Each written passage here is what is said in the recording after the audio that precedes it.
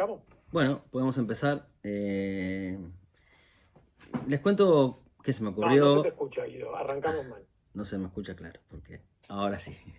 Les cuento lo que preparé, lo que se me ocurrió, que tiene que ver con, al mismo tiempo, cosas que yo vengo estudiando desde hace un tiempo y cosas que trabajamos en la materia, ¿no?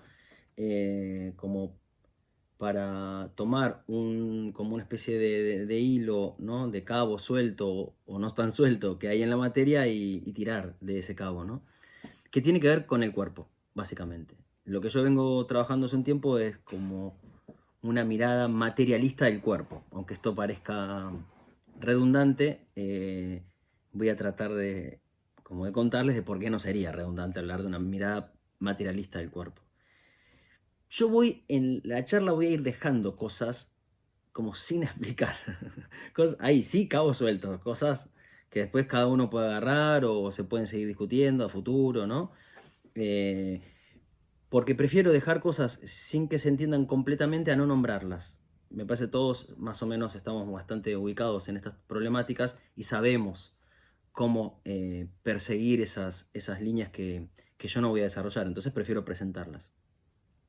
Y una cosa que hice, y para mí es toda una novedad, es hacer un PowerPoint. Yo soy uno de esos que odia los PowerPoint y odia que uno dé clase con PowerPoint. Pero bueno, qué sé yo, como es así virtual y estamos cada uno mirando una pantallita pequeña, capaz que ayuda más que estar viéndome solo a mí, ¿no? O al resto de los compañeros que están ahí. Así que voy a compartir la pantalla y bueno, y vamos. Esperen que esto ya me empieza a traer problemas. Esperen, porque están viendo algo que yo no quiero que vean. Genial. Ahí está. Bueno, no sé si se ve ahí, pero yo le puse como título a la charla Cuerpo, perspectivas materialistas, ¿sí? Por supuesto, la idea es bueno, pensar el cuerpo desde una perspectiva materialista. Con materialista yo me refiero, aunque esto es unas cosas que no voy a desarrollar, a lo que sería la filosofía materialista como del siglo XIX, ¿no? La filosofía crítica que es la filosofía poghegeliana, que pasa por esos poghegelianos, después se mete en el joven Marx, en la tradición crítica, y ahí vamos. A ese materialismo me refiero, ¿no? A esa concepción tanto de las cosas como del pensamiento que se identifica con la tradición crítica, ¿no? Entonces, se me ocurrió arrancar con un fragmento de un libro de Elizabeth Gross, que es bueno, una mujer que trabaja algunas cuestiones, bueno, del cuerpo desde o entrecruzando la filosofía de Deleuze con algunas cosas del feminismo, pero tiene algo en un libro que se llama Cuerpos Volátiles, tiene un fragmento, una frase, un párrafo que a mí me parece bastante interesante para pensar qué es el cuerpo, que dice así, y bueno, lo están viendo ustedes, pero lo podemos leer, dice, los cuerpos mismos, en sus materialidades, nunca son autopresentes, cosas dadas, inmediatas, ciertas evidencias, porque la encarnación, la corporeidad, insisten en la alteridad. La alteridad es la posibilidad misma y el proceso de la encarnación. Condiciona, pero también es un producto de la flexibilidad o plasticidad de los cuerpos que los hace distintos de sí mismos, distintos de su naturaleza, sus funciones e identidades. Habría millones de cosas para decir de este pequeño párrafo. Yo voy a retomar dos o tres de todas las que hay. El cuerpo, esto que voy a tratar de explicar, no es algo dado. ¿Qué sería algo dado? No es algo que se presenta con evidencia, no es algo terminado, que de esto voy a hablar en un rato, porque supone como un estatuto, una condición acá dice de alteridad, ¿no? Que lo va a asociar a la flexibilidad o a la plasticidad. Es decir, el cuerpo nunca es una cosa que ya está hecha.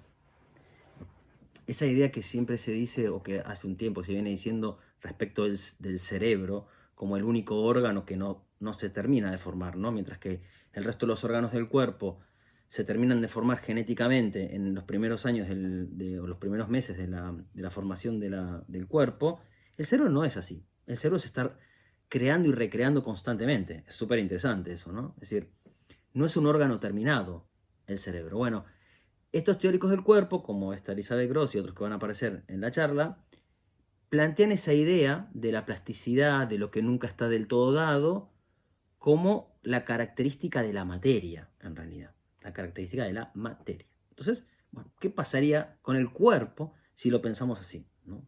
Entonces, acá está como el índice de todo lo que voy a hablar, no sé cómo, pero bueno, capaz que lo salteamos y yo después les paso el texto que está escrito.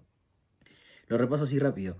Quisiera empezar en 10 minutos, porque no le voy a dedicar más tiempo, a lo que sería como la tradición occidental. Ok, esta concepción del cuerpo de la que vamos a hablar, de alguna manera está discutiendo con una tradición que ha afirmado, que ha impuesto una concepción sobre el cuerpo que es un poco la que solemos tener desde el sentido común.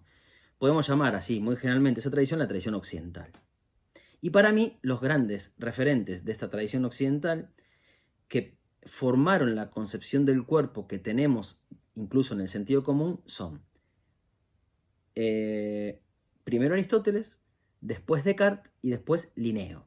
¿Sí? Aristóteles, todo el mundo sabe, antigüedad griega, uno de los grandes de la filosofía antigua. Descartes, uno de los primeros filósofos de la modernidad, y Linneo, que es este filósofo de la naturaleza que estableció la taxonomía sobre cómo entender las especies o los seres en la naturaleza, ¿no? Esa tradición va a terminar definiendo, o de esa tradición se define, el concepto de cuerpo en tanto organismo. Solemos pensar que nuestros cuerpos son organismos. Y ahí los teóricos que han contribuido a la idea de organismo en esta tradición occidental son Darwin. Hay un millón, hay un montón. Agarro 3 porque son los que me gustan a mí, obviamente, ¿no? Hay un montonazo. Darwin, Adam Smith y uno bien más actual, Richard Dawkins, ¿sí? Que es el tipo que escribió ese libro sobre el gen egoísta. O sea, me voy a casi como a parar dentro de la biología. Pero bueno, en realidad no es que es la biología, es como quiero hablar del cuerpo desde una perspectiva materialista, en realidad voy a usar muchas cosas que dijeron biólogos, ¿no? Porque están muy cerca de esa noción del cuerpo material. Bueno, una vez que planteé eso en 10 minutos, vamos a cuál sería la mirada materialista del cuerpo, y ahí voy a decir muy rápidamente 2 o 3 cosas de lo que sería la materia, y ahí voy a usar una cosita de Deleuze y una cosa de Catherine Malabou, para dejar sentado mínimamente qué entendemos por materia, pero muy mínimo. Y voy a hacer referencia como a qué tipo de lógica supone pensar el cuerpo desde la perspectiva material, porque detrás de todo esto hay un modo de pensar o de entender a las cosas. La tradición occidental tiene un tipo de lógica, emplea una lógica para conocer lo real. Esta otra tradición, que sería esta perspectiva materialista, emplea una lógica diferente, que ya lo vamos a ver, ahí lo están viendo. En todo caso, una es la lógica aristotélica proposicional, la de la tradición occidental, y la otra es la lógica de los estoicos. Bueno, 2 minutos se lo voy a explicar, es una pavada. Cuando hayamos visto muy rápidamente esa noción de materia, voy a dar 3 ejemplos de cómo podríamos entender el cuerpo. Y vamos a decir que hay un cuerpo potencia, y ahí vamos a hablar de un cuerpo potencia, un cuerpo relación y un cuerpo otro. Como 3 modos distintos de hablar del cuerpo. Cuerpo potencia, cuerpo relación, cuerpo otro. Y ahí van a aparecer personajes. Yo puse el zorro y el búho, las abejas y las termitas, y la avispa y la orquídea. Vamos a pasar por la naturaleza. Y por último, muy brevemente, y esto es casi, lo voy a dejar planteado y no lo voy a desarrollar, ¿qué pasaría? O sea, esto va a ser una noción del cuerpo como materialista. Ahora, ¿qué consecuencias políticas tiene estas concepciones del cuerpo que tenemos? Entonces voy a tratar de plantear cómo, desde una mirada materialista, podríamos pensar qué relación tiene este cuerpo con el capitalismo, ¿no? Es decir, Marx había pensado que uno de los problemas, por lo menos ese joven Marx de ese libro de los manuscritos económico-filosóficos, del 44, había pensado que uno de los problemas que traía el capitalismo era la alienación humana, ¿no? Y que la alienación suponía que el humano en el trabajo, en el capitalismo, se extrañara respecto del objeto, de sí mismo y del género humano, ¿no? Bien, desde una mirada como la que yo voy a sostener, que es una mirada que piensa en la materia, ya no la materia humana, que piensa la producción, ya no solo la producción que hace el humano. ¿Qué sería la alienación? Y voy a decir eso. ¿Ok? ¿Les parece bien? ¿Sí? Arranco. Me interrumpen si quieren, ¿eh? Me interrumpen, che, no se entendió esto, lo que fuera. Ustedes me dicen. Bueno, de la tradición occidental, así como, ¿cuáles son las bases de la... A ver, de cómo se formó el conocimiento filosófico científico moderno? Pero a mí lo que más me interesa, la verdad, y yo lo suelo decir mucho en las clases, es cómo se formó en definitiva nuestro sentido común, si no parece que estamos discutiendo algo que está en los libros. Y uno puede decir, mira, a mí no me importa lo que dicen esos libros, pues yo nunca los voy a tocar. Entonces, la crítica resultaría como infructuosa, no serviría de nada, sería una especie de ensimismamiento intelectual. No, en realidad el problema de esto es que esto ha formado cómo pensamos nosotros, cómo vivimos, cómo sentimos, ¿no? Es nuestra cultura la que termina definida por esa tradición occidental. Bien, entonces, en esa tradición occidental, para pensar el cuerpo, como dije, hay tres grandes antecedentes: Aristóteles, Descartes y Linneo. De Aristóteles, lo que a mí me interesa, y me parece que es importante conocer, es un par de cosas. Una es su noción de sustancia. Sin entrar en cosas filosóficas y largas, Aristóteles es el tipo que sostiene que los seres son sustancias. Y esto en un lenguaje muy cotidiano es que son cosas. Tienen la forma de una cosa, ¿no? El lápiz, el fibrón, mis anteojos o los libros son cosas. ¿Qué quiere decir que un ser es una cosa o que es una sustancia? Que es un ser que tiene una identidad. Es decir, que está definido por el principio de identidad. Y el principio de identidad lo que hace es excluir a lo que no es, ¿no? El fibrón es un fibrón y no es un lápiz. O si dijéramos, es de día y si es de día no puede ser de noche. Eso supone que los seres están definidos en sí mismos con independencia de otros seres, ¿no? El lápiz está acá, el fibrón está acá, y el fibrón es un fibrón independientemente del lápiz. Porque el lápiz lo mandamos a mudar y el fibrón se queda acá y sigue siendo un fibrón. El humano es el humano, y si el humano es una sustancia, es lo que es independientemente de el campo, independientemente de los peces, independientemente del petróleo, ¿no? Porque si los seres son sustancias, son seres que están separados unos de otros y poseen el principio de lo que son en sí mismos. Para poder entender esos seres, se encuentra o existe la lógica proposicional. La lógica proposicional es la lógica que dice que podemos hablar de estos seres con esa estructura discursiva que es sujeto-predicado. Afirmo un predicado de un sujeto, ¿no? El fibrón es naranja. El predicado es una cualidad que se predica de un sujeto que sería el fibrón. Y esto vale para la ciencia, ¿eh? La ciencia hasta todavía, y la filosofía analítica todavía, aunque por supuesto, habiendo revisado mucho esto, que tiene 2500 años, sigue tratando de buscar la relación que hay entre la estructura ontológica de las cosas, que son las cosas, y la estructura discursiva, que nos permite conocerlas y nombrarlas. Ese enlace es la lógica proposicional. Se trata de dar cuenta de los seres y de sus cualidades. Esto es un fibrón y tiene cualidades. Esto es un humano y tiene una cualidad: pensar. ¿Sí? O esto es un animal que tiene la cualidad esencial que es el pensamiento. Soy un animal racional. Y así se nombran las cosas,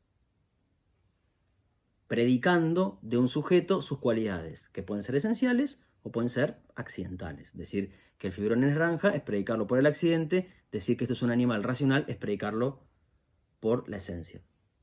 Y eso es un poco... Occidente piensa así. A esta tradición se le suma después, en el siglo XVII, Descartes. Descartes ahondó todavía más la separación, porque él dijo que en el mundo hay dos tipos de sustancia, dos tipos de ser, que por supuesto, si son sustancias, no dependen del otro ser para ser. Y eso es la sustancia pensante, que serían las almas, y la sustancia extensa, que son los cuerpos. Claro, nosotros que somos cuerpo y alma, nuestro cuerpo se mueve en algunas partes, porque nosotros queremos, ¿no? Yo digo, quiero levantar la mano, levanto la mano, quiero agarrar el libro, agarro el libro. Pero los cuerpos que no tienen alma, como todo el resto de los cuerpos de la naturaleza, los animales y las plantas, ¿cómo se mueven si no tienen alma? Se mueven como un reloj, se mueven mecánicamente. Dios le dio cuerda, los largó y ahí está, tiqui, tiqui, tiqui, tiqui, tiqui. Y si mi gata está ahí durmiendo es porque hay un mecanismo que la hace descansar al lado de su dueño cuando está tranquila. Es un mecanismo. Esto va a ser muy importante porque va a definir cómo entendemos la naturaleza, ¿no? La naturaleza, los animales, las plantas, actúan mecánicamente, responden instintivamente. Y esa es la vida de la naturaleza, de la materia. Bueno, Descartes ahondó todavía más el dualismo, ¿no? Esa separación entre el humano y la naturaleza con Descartes se volvió absoluta. Que es un poco lo que explica después cómo terminamos ahora, ¿no? El humano habiéndose enfrentado a la naturaleza, explotándola como si no dependiera de ella. Es que filosóficamente no depende de ella. Descartes. Por último, el tercero importante para entender cómo entendemos a la materia y al cuerpo fue Linneo, ¿no? Que en el siglo XVIII estableció esta taxonomía que más o menos todos conocen, que lo que permitió la taxonomía de Linneo, desde una mirada aristotélica, porque Linneo era aristotélico, es poder identificar las especies, ¿no? Decir que esto es un felino, que aquello es un, qué sé yo, un pez, o con los conceptos científicos, ¿no? Que se nombran con el género y la especie. Ahí están viendo cómo es la estructura que Linneo ideó para clasificar a todos los seres.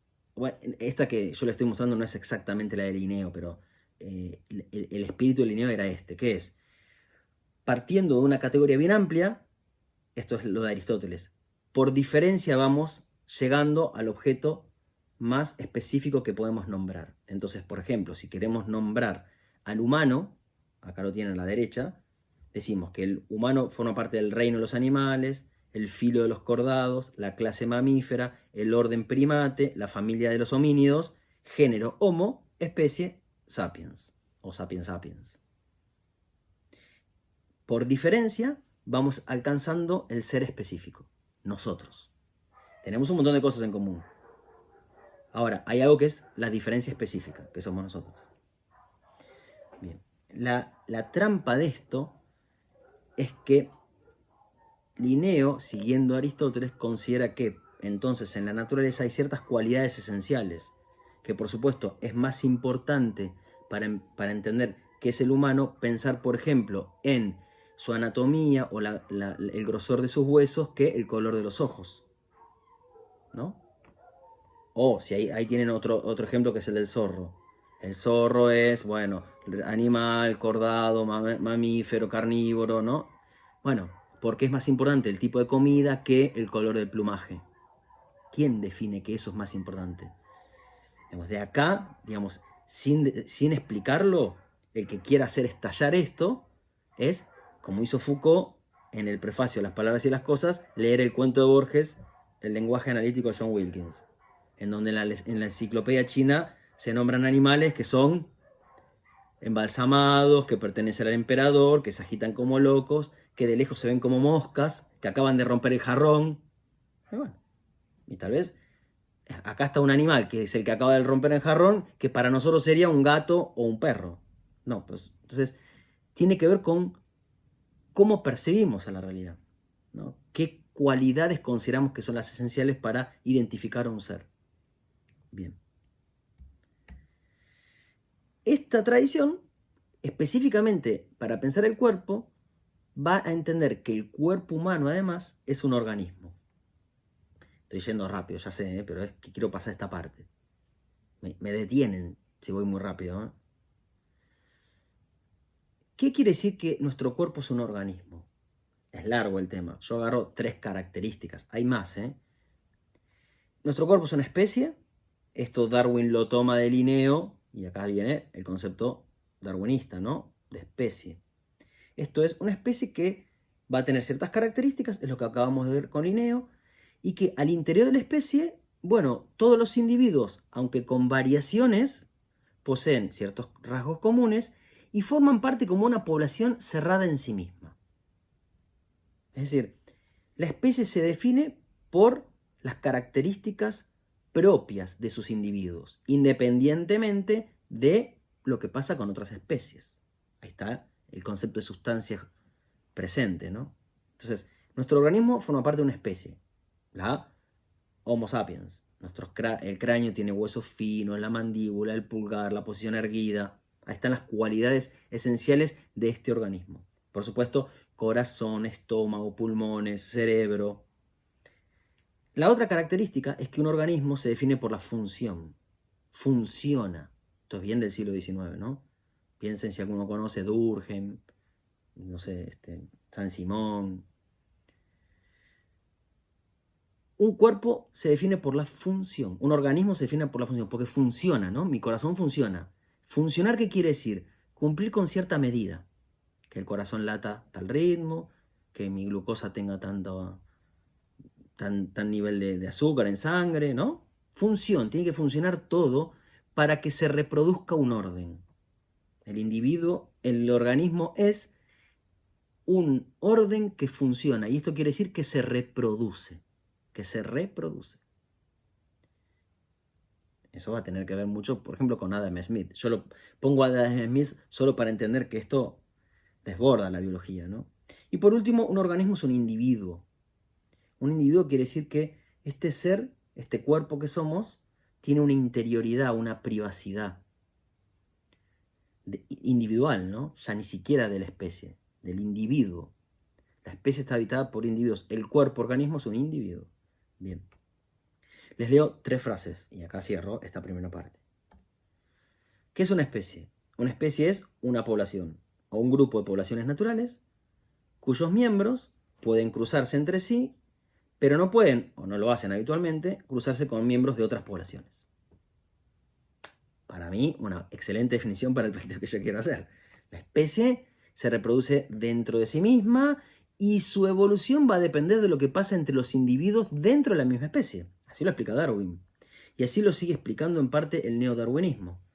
Si yo quiero entender la naturaleza y cómo evolucionan las especies, la especie evoluciona en función de la selección natural, pero en función de las relaciones que hay entre los individuos de una misma especie. Eso es lo que define cómo evoluciona una especie, ¿no? Es esto. En una población dada viven en un medio determinado, bueno, y ahí en ese medio habrá algunos individuos que por sus características propias no sobrevivan en ese medio. Pero la dirección de la evolución, la selección natural, es un asunto que acontece entre individuos de una misma especie.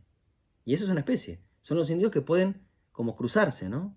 No se conectan con otras especies. Si yo quiero entender cómo se dio la evolución de los humanos, yo no tengo que pensar qué relaciones establecieron los humanos con simios, por ejemplo, o con ciertas plantas, para entender la evolución, ¿no?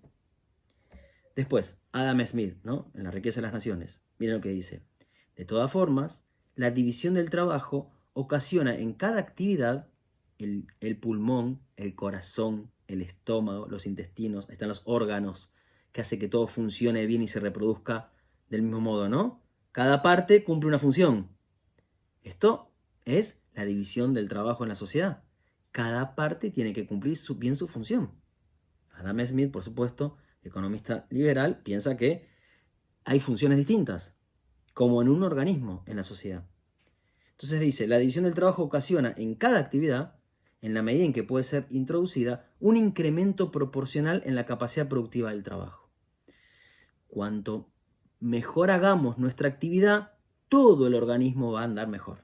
Entonces, vos querés progresar, es la idea del siglo XIX liberal, ¿no? Vos querés progresar, ok, como decía el positivismo, ¿no? Ordenate, hace bien tu laburo y vas a ver cómo todo mejora.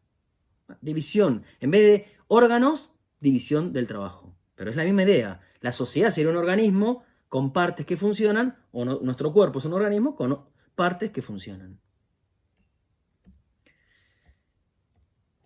Y me olvidé de poner la cita de Dawkins. Okay. Bueno, ese Dawkins es el del gen egoísta, ¿no? A ver. Sí, me lo olvidé, no importa. El gen egoísta, ¿qué plantea este tipo? Desde una mirada neodarwinista, lo que el tipo agrega, sabiendo ya cosas de las genéticas, que dice que el individuo siempre lucha por sobrevivir en tanto individuo, ni siquiera es la especie, ¿no? Es decir, que la supervivencia depende de cierto esfuerzo, de cierta tendencia que tenemos los individuos a sobrevivir.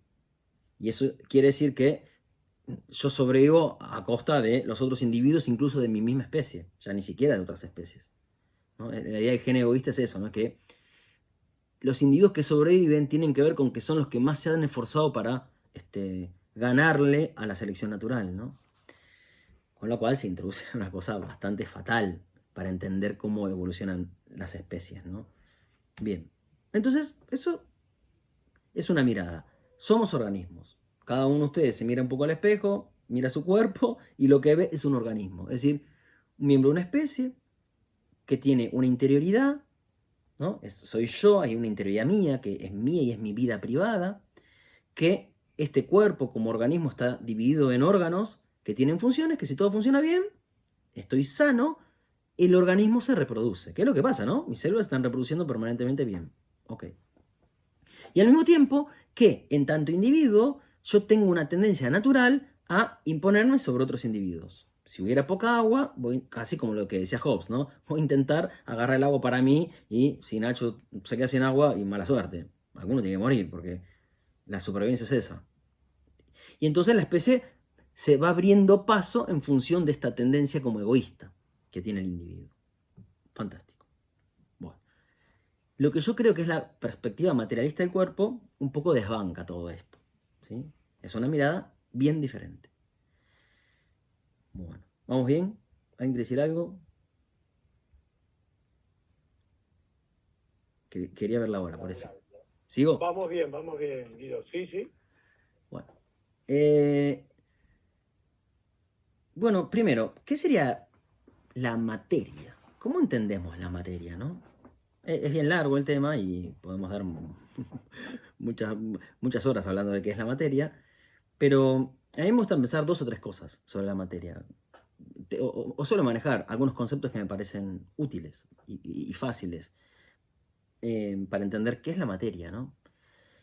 El primero es uno que plantea esta autora Catherine Malabou, que es una filósofa francesa que suele dedicarse a cuestiones del cerebro y que el concepto principal de su obra es el concepto de plasticidad, que lo toma del cerebro, que es la característica del cerebro, pero en realidad esto además lo toma de Hegel. Pero bueno, vamos a dejarlo a Hegel por ahí. Ella dice que la plasticidad es esto, miren, dice, la plasticidad, insisto, yo quiero pensar que la materia es la plasticidad, o que la característica propia de la materia, la esencia de la materia, lo propio de la materia, lo que quiere decir materia, es la plasticidad. Cuando hablamos de materia, hablamos de plasticidad. Dice, la plasticidad designa entonces el movimiento de constitución de una salida ahí mismo donde ninguna salida es posible. La plasticidad hace posible la aparición o la formación de la alteridad ahí donde el otro falta absolutamente. A mí me parece muy copada esta idea. Porque claro, ¿qué habla? La plasticidad designa el movimiento de constitución, creación, la materia es creación, de una salida, es decir, a algo nuevo, ahí mismo donde no había salida. No es que ya estaba dentro de los recursos, no. La capacidad plástica de la materia es precisamente crear novedad. Y eso es salirse de lo que había, traer algo nuevo al mundo. Por eso es la plasticidad hace posible la aparición de la alteridad, lo otro, lo nuevo, ahí donde el otro faltaba. Esto en el cerebro tiene que ver con esa capacidad que tiene el cerebro de regenerarse, ¿no? Cuando hay un accidente cerebral y hay una parte que se perdió, el cerebro crea nuevas redes neuronales. Y mientras a mí me había quedado el brazo inmóvil, de repente lo empiezo a mover. Y lo empiezo a mover no porque me conectaron los cablecitos de vuelta, que podría ser, sino porque el cerebro creó un camino nuevo para hacer esta misma actividad, un camino que no existía, que no estaba en el orden genético, en el prediseño genético. Es como, nosotros creemos que el organismo ya está hecho en la información genética, y no. Bien, traslademos esto del cerebro a la materia en general. La materia es eso. Entonces, los cuerpos van a tener que ver con esto, ¿no? El cuerpo va a tener que ver con esta capacidad que tenemos de, bueno, de abrir salidas donde no las hay. Es decir, de ser cosas nuevas, de sentir cosas nuevas, de tener capacidades nuevas, ¿no? Yo siempre pienso en gente, he tenido alguna vez una alumna que, por ejemplo, no tiene pies o no tiene brazos, ¿no? Una alumna no tiene brazos, o no tiene, no sé, una persona no tiene vista, o y que el cuerpo se transforma y ciertos órganos o ciertas partes del cuerpo, ciertos miembros que genéticamente estaban diseñados para ciertas funciones, la función del organismo, empiezan a tener otras funciones nuevas, para las que no están diseñadas genéticamente. Entonces, ¿dónde estaría la enfermedad si el cuerpo en realidad no tiene una única función? Porque si la única función de mi mano o de mi pie es permitirme mantenerme parado y moverme, y yo empiezo a usar mi pie para mandar un mensaje de texto en un celular, ¿a dónde estaría la ausencia de brazos? ¿Dónde estaría la enfermedad o dónde estaría la discapacidad ahí? No habría discapacidad. Porque si la materia es plástica, es una materia plástica que va abriendo salidas donde no las había, no podemos hablar de que hay un cuerpo al que le falta algo. Porque la materia justamente se define no por un orden al que le puede faltar algo, sino por la capacidad de estar creando situaciones nuevas. No existiría la discapacidad, no existiría la normalidad, no existe nada de todo eso en esta perspectiva materialista del cuerpo. Bien, entonces, sigo comiendo mesitas, me parece, ¿no? Bueno, yo le dije que el PowerPoint no era lo mío. Ya va a aparecer Deleuze. Bueno, no importa. Deleuze, ¿qué es lo que dice? La otra característica que me gusta de Deleuze de la materia. Él distingue lo que se llama una materia extensa, que es lo que había dicho Descartes, que es la materia que ocupa un lugar en el espacio, que es la materia que puede ser identificada. Acá hay un humano y hay una biblioteca, acá hay un lápiz y acá hay un fibrón. Y el fibrón es como más bajito que el lápiz. Esto es la materia extensa, ¿no? Él le dice, ok, eso es un plano de la materia, pero hay otra materia que no es extensa, sino que es intensa. Intensa. La materia intensa no tiene lugar, porque no es extensa. ¿Y cómo se define si no es por el lugar que ocupa la materia intensa? Se define como variación de potencia. La materia es variación de potencia, no es solo ocupar un lugar. Deleuze llama intensidad a la variación de potencia. Esto viene de la física, si quieren, ¿no? De la química, hay un montón de disciplinas que saben esto. ¿Qué es? Bueno, que en un plano la materia es como una especie de energía, de flujo, que se define por las variaciones de potencia. Que antes que ser este naranja que yo puedo identificar, la materia es una variación de tonos de un color. Que en realidad es como solemos sentir. Miren cómo opera la tradición mental para ordenarnos en nuestro mundo. Según la tradición occidental, yo puedo decir que esto es naranja y esto es amarillo. Y que yo podría ir a una pinturería y tengo una tirita que me dice esto es un amarillo patito, un amarillo huevo, y hay tipos de amarillo diferentes, ¿no? Ahora, esto es naranja. ¿Ustedes están viendo naranja acá? O están viendo, y miren, ¿están viendo qué? Están viendo tonalidades de naranja, ¿no? ¿Existe el naranja? ¿O existe una variación de una potencia que es más o menos naranja, más o menos amarillo, blanco? O el otro ejemplo que yo suelo dar para esto, que me parece que es claro, es la temperatura. ¿Ustedes sienten la temperatura como 20 grados o 21 grados? ¿O la sienten como más o menos calor, más o menos frío? Se siente como variación de potencia.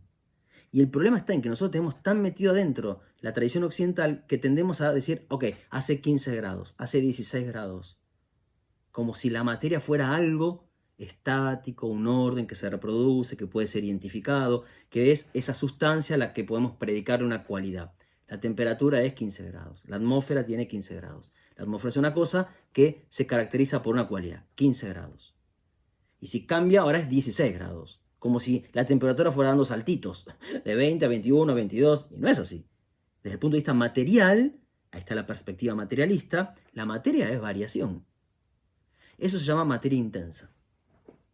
Y nuestro cuerpo es un organismo, por supuesto que es un organismo, yo acá tengo corazón, pulmones, que se reproducen y menos mal, porque si no, yo no viviría, porque el humano vive en un organismo, pero no es solo organismo, a nuestro cuerpo le pasan más cosas desde el punto de vista material que no tienen que ver con la idea del organismo, que tienen que ver con la idea de la materia intensa. Porque yo me puedo poner cablecitos para ver cómo late mi corazón y saco una idea objetiva que define cómo está mi corazón, pero ¿dónde me enchufaría los cables para saber dónde está el deseo? Y es material el deseo, ¿no? Pero no es una cosa que yo pueda decir, es esto el deseo. Está acá y tiene esta característica. Para entender esta materia, hay que emplear otra lógica, que no es la de un sujeto al que le predico una característica, que es la manera en que nosotros pensamos. Y acá está la dificultad de entender estos temas. Nosotros pensamos con la lógica aristotélica, que es el fibrón es naranja, esto es un animal racional, la atmósfera tiene 21 grados. Hay que usar otra lógica, que es la lógica de los estoicos. Los estoicos no hablaban de la lógica proposicional, sino de una lógica del acontecimiento. Lo dejo planteado por si a alguno le interesa y se va a buscar a los estoicos. ¿Qué era? Bueno, que no hay que decir Sócrates es un animal racional. Hay que decir, por ejemplo, no sé, el día está soleado. O el profesor se levantó. Es decir, la lógica tiene que dar cuenta de verbos. De verbos. Porque el ser es antes que nada un verbo. Y el cuerpo es antes que nada un verbo. No una sustancia o un organismo. El acontecimiento es el verbo, ¿no? Lo que pasa. A ver si estaba por acá. Bien, entonces le doy un ejemplo. Yo con la lógica proposicional puedo definir a un búho, ¿no? Una lechuza, un búho, como el búho es un ave estrigiforme con plumaje marrón. Ahí está, y está alineado ahí, ¿no? Búho es esta sustancia que es un animal de cierto género, cierta especie, que es esta, un ave estrigiforme, que tiene como cualidad el plumaje marrón. Y ahí estaría definiendo un animal. De manera aristotélica, cartesiana, lineana. Un animal que se define por esas cualidades asignables a una cosa, ese ser.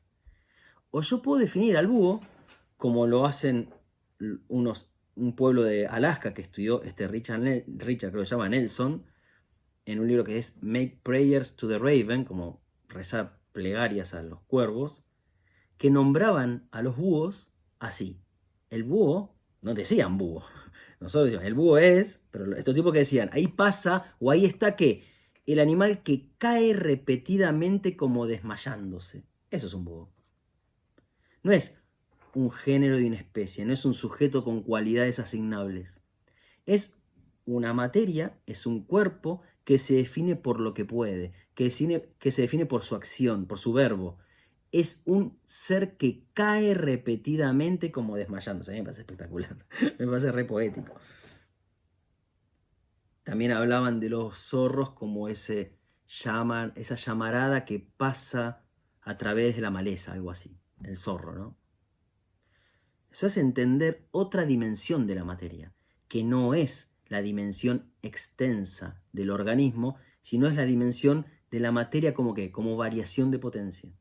Para captar eso, para nombrar eso, hay que cambiar de lógica. Y eso es lo que es tan difícil, porque nosotros seguimos pensando con la lógica aristotélica. Bueno, entonces, ¿qué les dije? Dije que íbamos a hacer. Esto es la primera introducción. Y una propuesta. Habría otra forma. Es decir, el cuerpo entonces lo podemos definir como un cuerpo-relación. Después dije un cuerpo, ahí viene, un cuerpo, perdonen, un cuerpo otro y un cuerpo potencia. Creo que, no sé, debe andar, acá está el cuerpo potencia, está bien, el cuerpo potencia. El cuerpo potencia es un poco esto que estoy diciendo. Un cuerpo se define no por cualidades, sino por lo que puede. Por lo que puede.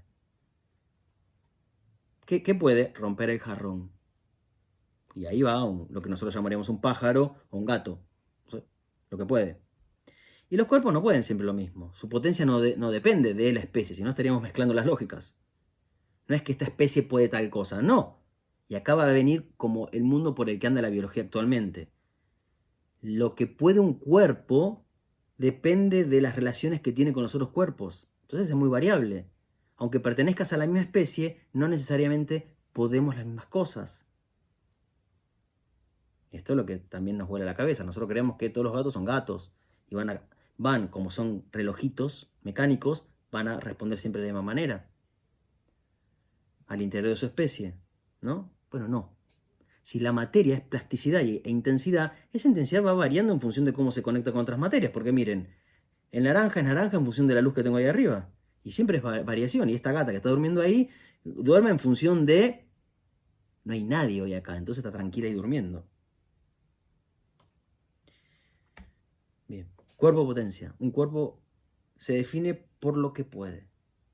Otro ejemplo esto lo da Deleuze como ejemplo, y me parece bastante claro, es si yo veo un caballo que está tirando un carro y veo un caballo que está saltando en el hipódromo y veo un buey que está arrastrando un arado, mi percepción occidental que dice, acá hay caballos y sí, caballos y acá hay un buey. Son dos especies distintas. Ahora, vayamos como a cómo vivimos, no cómo pensamos con la tradición occidental, cómo se vive el cuerpo, cómo lo viven esos animales, cómo lo vivimos nosotros que los estamos observando. No, según las categorías, cómo se experimenta esos cuerpos en esos animales. Yo podría decir tal vez que acá hay un cuerpo que vive, que puede arrastrar, tirar, que sus afectos se definen por el sufrimiento del arrastre, y acá hay un cuerpo que puede elevarse, saltar, ser grácil, no sé, ¿no? Pueden cosas distintas. Yo agarro el caballo que tira eso y lo llevo al hipódromo, es cualquier cosa. ¿Qué quiere decir? Bueno, ¿por qué creemos que esas cualidades esenciales de la especie son más importantes que lo que pueden? Sobre todo cuando nos instalamos desde el punto de vista de la experiencia, casi podría decir muy heréticamente de la existencia, porque esto sería solo para el humano la existencia, ¿no? ¿Cómo existe el caballo? ¿Existe en abstracto? ¿Soy caballo, miembro de una especie? ¿O su existencia se le juega, su cuerpo se define por las potencias que puede, que van a ir variando en función de los otros cuerpos con los que se relaciona? La pista, el arado, el carro, ¿no?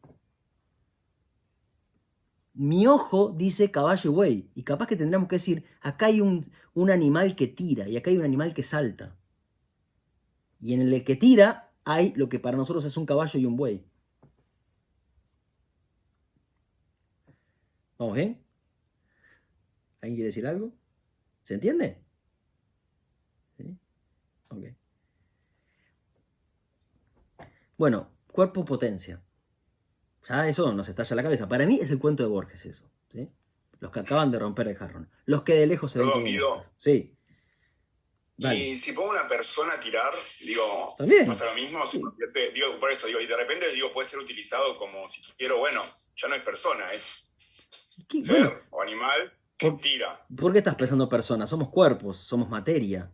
Y la materia que está Por eso hecha... digo, pero digo, lo podría utilizar tranquilamente desde ese lugar. Bueno, si querés ser materia que tira, materia. y, no sé, sacarle derechos, qué sé yo, si tengo ganas.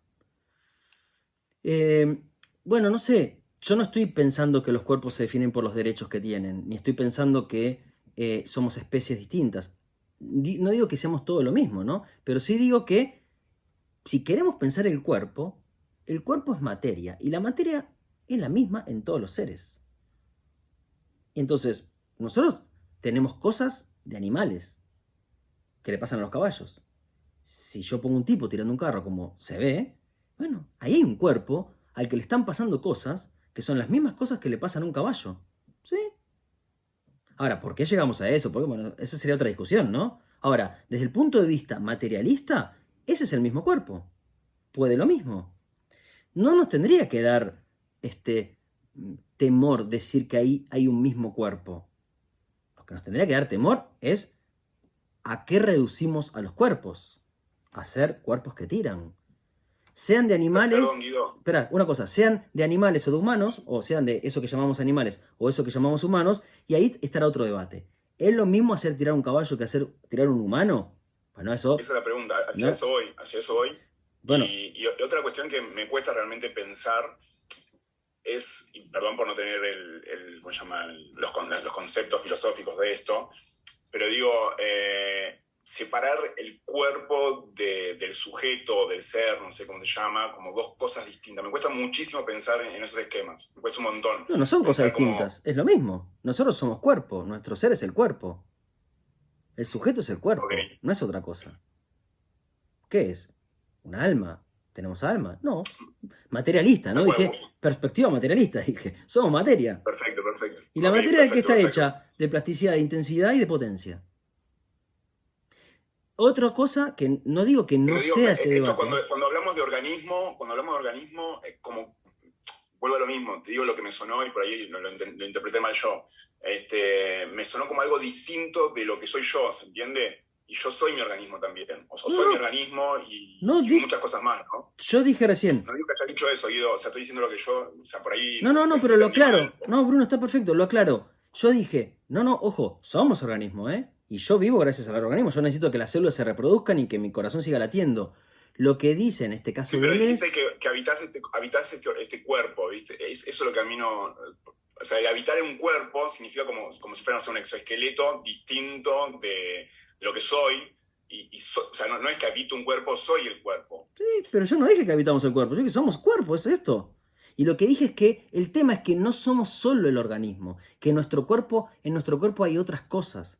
¿Qué son esas otras cosas? Hay una materia que es intensa, además de la materia extensa. Además del cuerpo-organismo, hay otro cuerpo, es el mismo. Lo que pasa es que es una mirada limitada la del organismo. Y no digo que habitamos un cuerpo, somos los cuerpos. Es lo que somos. Por eso digo, hay un cuerpo que tira. ¿Sí? Es terrible. Es terrible. Pero esa es otra discusión que hacia ahí voy, ¿eh? Hacia ahí voy. Y no la voy a terminar de explicar, pero sí. Ahí estoy yendo a decir cómo...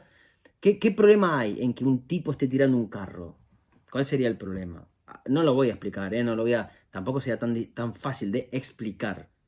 Es para debatir, tal vez. Pero para pasar en limpio, Bruno, digo, somos cuerpo. No somos algo distinto a nuestro cuerpo. Somos cuerpo que es al mismo tiempo un cuerpo organismo, pero también un cuerpo intenso. Las dos cosas.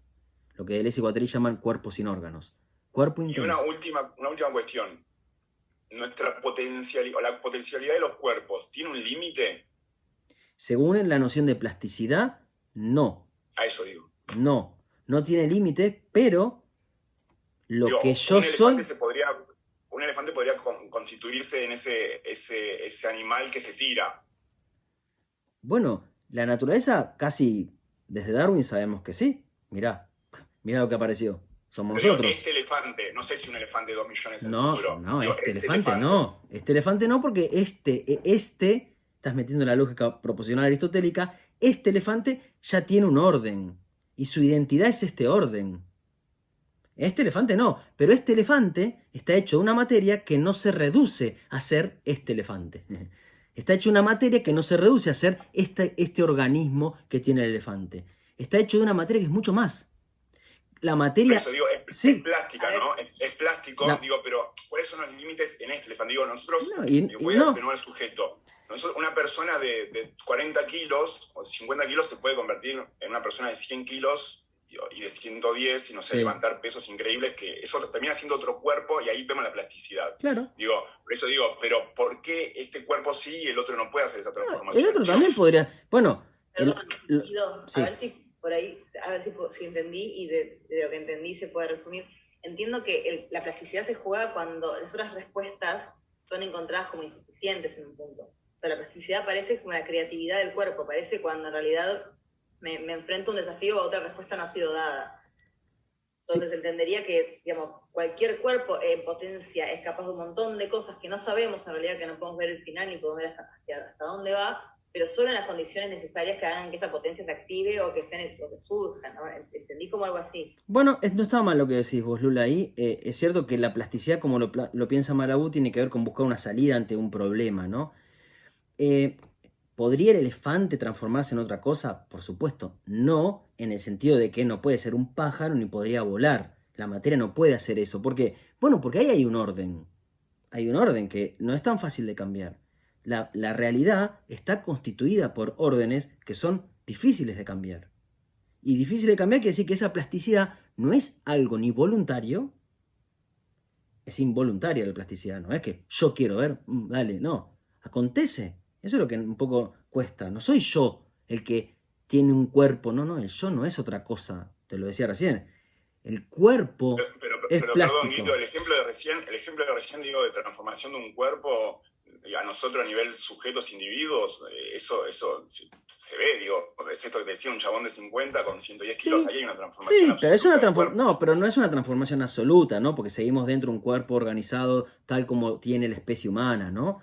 Pero sí es que... A nivel órganos interiores, pero digo, a nivel muscular, o sea, no sé, me parece que... Sí, que tiene, es sí, otros sí. sujetos, es Pero otro ese... cuerpo, digo, hablando de esa plasticidad, es completamente manipulable y intencional también.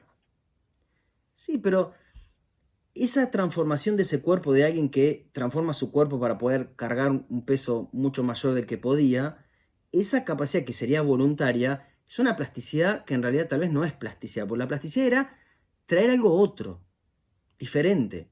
Y eso está todavía dentro de lo que puede genéticamente el cuerpo. Si vos ejercitas, te crecen los músculos, te crece la capacidad de levantar pesas. No es la otredad. La otredad es que a vos como humano te pasen por tu cuerpo afectos que no pertenecen a la especie humana. O ni hablar que vos como simio de repente te pongas de pie. Ahí es una otredad. Ahí la materia de un salto. El que levanta pesas no sé si está dando un salto. Bueno, yo sigo. Perdón, una consulta. Sí. ¿No puede ser pensado como que lo que está cambiando ahí es la materia extensiva y no la intensiva? Sí, Digo, aumenta podría el volumen ser. de Sí, mi podría ser. músculo. Está bien, Cono, sí. El cambio es extensivo, no intensivo. Perfecto, sí. Ahí hay un cambio extenso. Bien, y el cambio intenso es el cambio de afección, de lo que te afecta, ¿no? De lo que sos capaz de ser afectado y de afectar. Lo dejo, ¿eh? Dije que iban a quedar cosas para continuar. Cuerpo-relación. Digo para que yo tenga tiempo de cerrar los 3 conceptos, que ya no voy a tener tanto tiempo. Cuerpo-relación. ¿Vas a corregir los foros? Sí, Guido, te paso mi contraseña.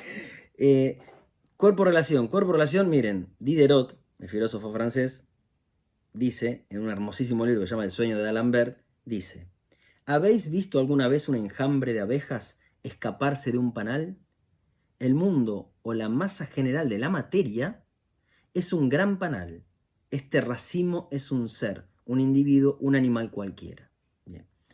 Yo había puesto para que vieran, pero búsquenlo en YouTube después, el baile de los estorninos, que son esos pájaros que se mueven en grupo, como un enjambre, ¿no? Bueno, un cuerpo, vamos a decir, que es una relación entre cuerpos. Nunca un cuerpo es un organismo con una interioridad, como había pensado la tradición occidental. Y entonces para esto, lo que cambia es cómo pensamos que se da la evolución entre ya no las especies, sino los individuos. Y ahí una teórica importante en biología que está revisando un poco los postulados del neodarwinismo es Lynn Margulis. Lynn Margulis dice en un libro que escribió con su hijo Sagan, que es el hijo de Carl Sagan, que era su esposo, dice así: la visión como una lucha crónica encarnizada entre individuos y especies, distorsión popular de la idea darwiniana de la supervivencia de los mejores dotados, se desvanece con la nueva imagen de cooperación continua, estrecha interacción y mutua dependencia. A mí me encanta esto. Esta Margulis, que se dedicó al estudio de la evolución de la célula eucariota, cómo se formó la célula, sostiene que los seres evolucionan por alianzas con otros seres, que muchas veces esas alianzas se vuelven tan estables que esos dos seres se transforman en un nuevo ser. Y que entonces esos seres son seres de especies distintas.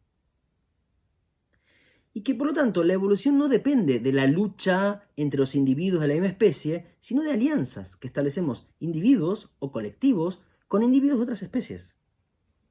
Casi reflotando un viejo argumento de un anarquista del siglo XIX que era Pedro Kropotkin, en un libro sobre biología que se llama El apoyo mutuo. Digo por si lo quieren revisar. El tipo, peleándose con los neodarwinistas sociales como Spencer, saca un libro en donde él quería mostrar que la evolución en la naturaleza dependía de ¿qué? De las especies que generaban alianzas, apoyos mutuos, sin demasiado fundamento. Y hoy le están dando un poco la razón a este Kropotkin.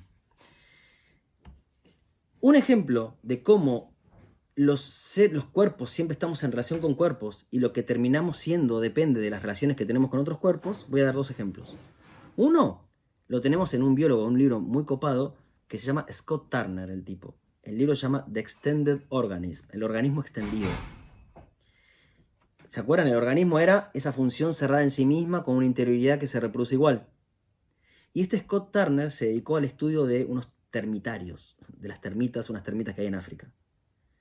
Y en esos termitarios aparecen una serie como de alianzas entre especies distintas. Porque la cosa es así, les leo el párrafo y se los explico. Este Scott Turner dice: los montículos, el termitario, son una estructura adaptativa similar en principio a los límites adaptativos que separan las células, una célula de otra, los organismos o cualquier otro medio vivo de su entorno. ¿Es el entorno del nido, por tanto, un entorno vivo? Claramente es mantenido por un órgano de fisiología extendida, el montículo. Es decir, el termitario es como un organismo extendido que está compuesto ¿de qué? Y acá viene lo que el tipo estudia. Las termitas comen celulosa. Su aparato digestivo no puede procesar la celulosa. Entonces expulsan una celulosa que no está todavía digerida. En los termitarios cultivan, y no está del todo mal esta palabra, unos hongos que con las esporas pueden quebrar la cadena como de carbohidratos, creo que son, de la celulosa, capaz que me equivoco con esto, y el producto de lo que generan los hongos sí puede ser digerido por el aparato digestivo de las termitas, y comen eso. Entonces lo que se pregunta en principio Scott Turner es: ¿hasta dónde llega el aparato digestivo de la termita? ¿Está dentro de su organismo? Porque lo que ella come es producto de lo que generan los hongos que están dentro del termitario, y que las termitas se encargan de mantener una atmósfera proclive a que crezcan esos hongos y no otros, haciendo túneles para que entre aire, bueno, un montón de cosas. Pero la clave es esto: miren, acá hay un cuerpo que depende de otro cuerpo, de otra especie para sobrevivir. Entonces, ¿dónde está la noción de organismo como un individuo que tiene una interioridad? Si estas tipas necesitan de los hongos. Hay una mariposa que el capullo tiene el mismo olor químico que lo que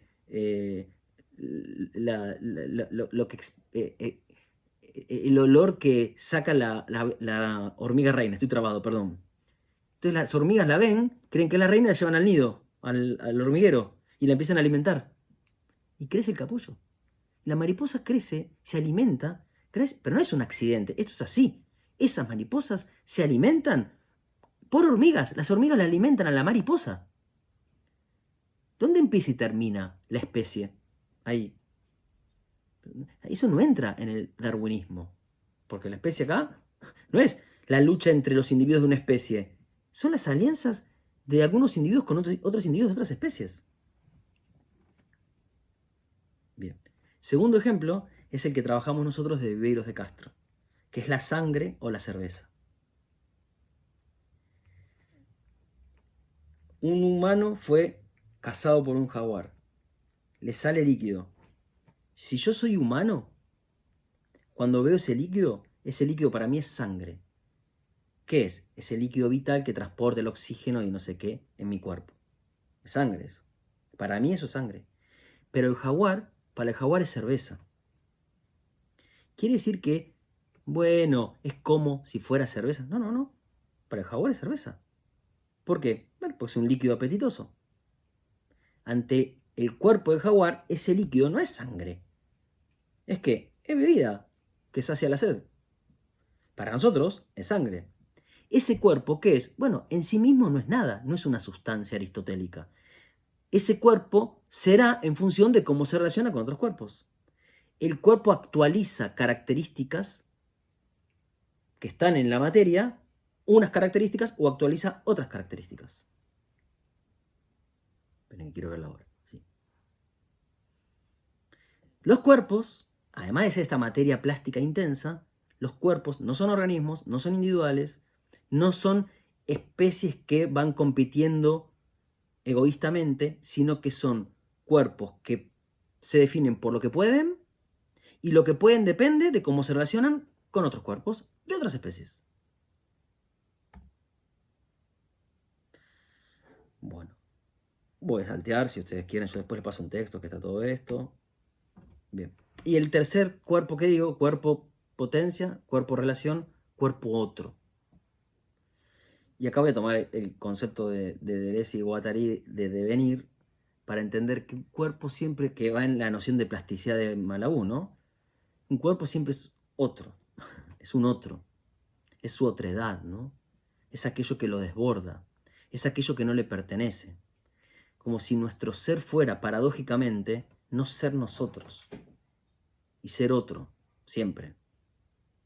Entonces, Deleuze dice, miren, en un texto que es el último texto que escribió en su vida antes de saltar del balcón, dice Deleuze, la vida del individuo ha sido sustituida, está hablando de una persona que se muere, de un texto de Dickens, y ante ese ser que ha perdido la vida, dice, la vida del individuo ha sido sustituida por una vida impersonal, y sin embargo singular, que exhala un puro acontecimiento liberado de los accidentes de la vida interior y exterior, es decir, de la objetividad y de la subjetividad de lo que ocurre. Esto se complica, no lo voy a explicar porque no tenemos tiempo, pero claro, en la noción occidental nosotros creemos que hay una interioridad, mi subjetividad, yo, mi conciencia, y en el exterior está el objeto, que la ciencia conoce, el cuerpo de un animal, de la naturaleza o incluso de otros humanos. Bueno, si pensamos en esta materia de la que estoy hablando ahora, no existe interior o exterior. ¿Cuál sería el exterior de la termita? ¿El hongo es exterior a la termita? ¿Es otro cuerpo? Si no hay exterioridad, no hay interioridad. Si no hay exterioridad e interioridad, no hay objeto y sujeto en realidad. ¿Qué hay? Vida, materia, que se organiza y se va aliando y va pudiendo cosas distintas y va variando su potencia. Entonces, Deleuze dice, y Guattari dicen que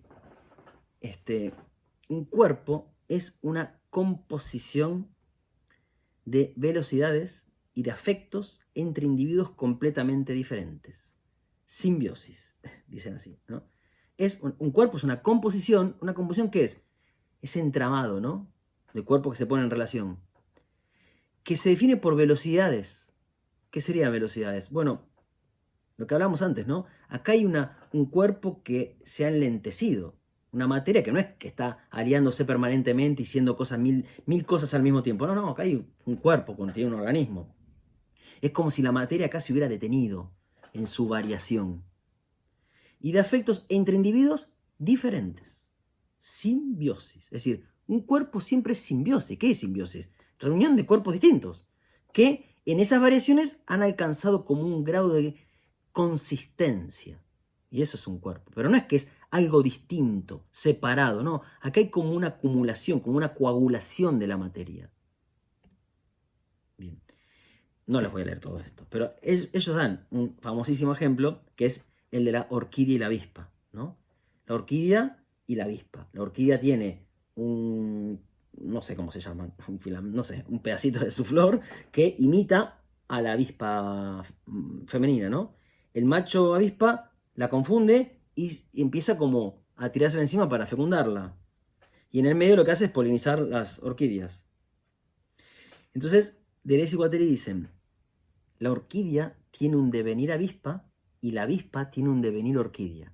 Como si por la orquídea pasaran cosas de la avispa, afectos, sensaciones de la avispa, y en la avispa pasaran cosas de la orquídea.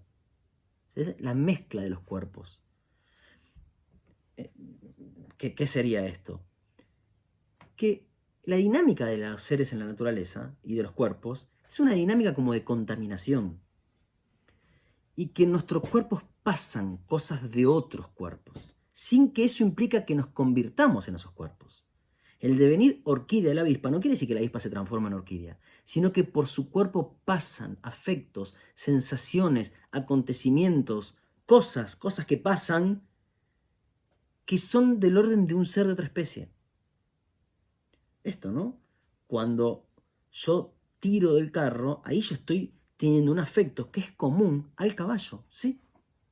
Y en mi cuerpo están pasando, podríamos pensar, no sé si sería el caso, afectos animales. Entonces, lo interesante de esto es que se empieza a pensar que las relaciones que hay entre los cuerpos en la naturaleza no tienen que ver ni con la competencia ni con la supervivencia, con dejar una herencia o una descendencia, que es la concepción del evolucionismo, ¿no? Sino, y les voy a leer 2 textos más y ya termino, una cosa que dicen 2 minas espectaculares, que tiene un texto maravilloso, después lo ven en la bibliografía, que son Hustak y Myers. Myers creo que se llama, siempre me olvido el nombre, bueno, después lo buscamos en la bibliografía, que tienen un análisis, una es bióloga y antropóloga, que tiene un análisis sobre las avispas y las orquídeas. Y ellas dicen, en este ensayo complementamos las lógicas evolutivas con un modo involutivo de atención. Nos preguntamos, ¿qué pasaría si la topología de los encuentros entre insectos y orquídeas estuviera condicionada no solo por una economía calculadora, la descendencia, la competencia, que apunta a maximizar la aptitud, sino también por una ecología afectiva, moldeada por el placer, el juego y las proposiciones experimentales? Como si la relación entre la avispa y la orquídea no fuera un mero mecanismo que la orquídea engaña a la avispa va y todo mecánicamente se va generando la reproducción. No, ¿qué pasaría si hubiera juego ahí? Las plantas no juegan. Y los animales que juegan son las mascotas, pero los insectos no juegan. Ustedes no ven jugar a las hormigas. Claro, es como decir, vos ves jugar al reloj. No, el reloj, tic, tic, tic, tic, tic. Y no sabe hacer otra cosa. ¿No ves que hace que bailen las agujas? ¿No? No puede hacer eso. Es un mecanismo. ¿Qué pasaría si no son mecanismos los cuerpos? Entonces dice que las orquídeas, en esa relación con la avispa, y miren lo que dice, se encontraban en un ensamblaje interespecies queer que perturbó las sexualidades y las especies normativas victorianas, porque a esto se había dedicado Darwin. Darwin estudió muchísimo a las orquídeas. Y lo que le flasheó y le rompió la cabeza, que bien, no lo puedo decir, pero ahora lo están diciendo, es, acá hay como una sexualidad perversa, queer. ¿Qué es queer? Queer interespecie o no especista, que es una orquídea que juega con una avispa. Oh, Guido, ¿qué va a jugar? Bueno, la avispa no eyacula en la orquídea. Si fuera tan mecánico, estaría engañada y no pasa eso. Y los bailes y los rodeos no están subordinados a la reproducción. Hay cosas que no tienen que ver. No se explica ciertos movimientos de la avispa por la reproducción. Y sin embargo están en juego. Bueno. Fin. Termino acá. Para mí, ¿cuál sería el problema de todo esto? No el problema de esto. ¿Qué problema tenemos con esto en nuestro mundo? Bien, lo voy a reducir, no lo voy a contar.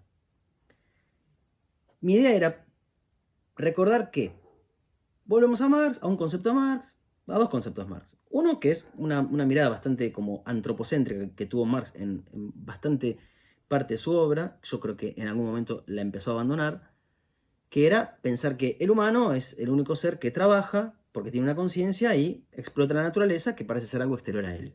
Lo que veníamos hablando antes. En El Capital dice, hay algo en que el peor maestro de obras aventaja desde luego a la mejor abeja. Y es el hecho de que, antes de ejecutar la construcción, la proyecta en su cerebro. Ahí hay como una concepción que dice que el trabajo propiamente es humano. El trabajo que es humano, en el capitalismo, está alienado. Y eso quiere decir que el trabajador, creo que ya lo saben esto, está alienado respecto del objeto que produce, no me identifico con ese objeto, no sé ni qué es lo que acabo de hacer, está alienado respecto a la actividad, es un embole trabajar, los trabajadores huyen del trabajo como de la peste, dice Marx en los manuscritos del 44, y está alienado respecto de la naturaleza humana. O sea, el capitalismo nos aliena respecto a la naturaleza humana, no nos reconocemos ni siquiera como humanos, ¿no? Nos aparta el capitalismo de la naturaleza humana. Todo esto está fantástico, pero sigue teniendo una mirada fuertemente humanista. Y en estas perspectivas que yo estoy hablando de la materia, cuando charlábamos con Bruno decía, la materia es la misma. Y la materia que se transforma no es el humano transformando materia, la materia se transforma. Lo que yo creo que es un trabajo humano es la continuación de un trabajo de la especie. Entonces, por ejemplo, un antropólogo como Tim Ingold da unos ejemplos muy copados en un libro, o en varios libros los da, pero hay uno que se llama Estar Vivo, Being Alive. Y él dice cómo se hacía la tinta en el medioevo. Está muy bueno porque lo que dice es, la tinta que era Los tipos que mezclaban unos tumores que aparecían en un árbol con una pluma, en realidad estaban continuando el proceso de transformación de la naturaleza que había empezado con los gusanos de seda, con los gusanos de seda, con el árbol, con la fotosíntesis del árbol, con el crecimiento de la pluma en un animal, y que la tinta es el resultado no de la imposición de una idea humana en la naturaleza, sino de transformaciones de la materia, en la que los humanos participamos, por supuesto. Entonces, no voy a leer todo esto que está acá, después lo leen. Ingold tiene una concepción como bastante novedosa para entender ya no al humano, él es antropólogo, sino a la vida, ¿no? Y él dice que en la vida no podríamos distinguir esto, no hay interior y exterior. No hay interior y exterior que es entre el sujeto y el objeto, pero no hay interior y exterior entre el animal y el humano, ¿no? No habría exterior, es materia que se relaciona y todos los cuerpos están relacionados entre sí.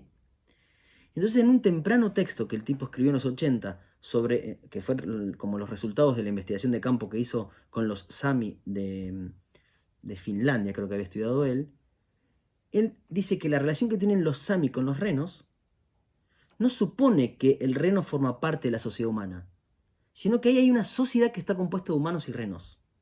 Y así como los humanos nos aprovechamos de los renos para algunas cosas, los renos se aprovechan de los humanos para otras. Y entonces Ingold dice, ¿por qué debería alguien pensar que las relaciones sociales deberían limitarse a individuos de la misma especie? Los renos se juntan con renos, los humanos con humanos, como los chicos con la chica, ¿no? ¿Por qué el reno o el babuino no deberían ser uno de nosotros, o nosotros uno de ellos? ¿No están las vidas de los pastores entrelazadas con las de los animales que crían? ¿O las vidas de los científicos del comportamiento con los animales que estudian? ¿Y no son estos entrelazamientos entre especies, estas correspondencias, tan sociales como lo son los entrelazamientos humanos y animales con otros de sus respectivos tipos? Si es social preocuparse por seres de tu propia especie, ¿por qué no debería ser social preocuparse por seres de otros tipos? Entonces, a mí lo que se me ocurre es que se puede revisar entonces qué entendemos por sociedad. Por supuesto, entender que la sociedad no debería estar organizada siguiendo el interés humano, pero por supuesto atender a que esta sociedad en la que vivimos es una sociedad capitalista que nos aliena respecto de qué. ¿Nos aliena de la naturaleza humana? No, si ya sabemos que todo forma parte de una gran producción. ¿Nos aliena respecto de qué? Y tal vez nos aliena respecto de la materia, de la materialidad. Mucho más ahora, ¿no? Con toda la virtualidad, cada vez nos vamos alejando más de la materia. Recuerden el manifiesto comunista, todos los sólidos se desvanecen en el aire. Y uno de los grandes problemas de nuestro mundo capitalista actual es cómo se evapora la materialidad. Es el imperio de lo abstracto.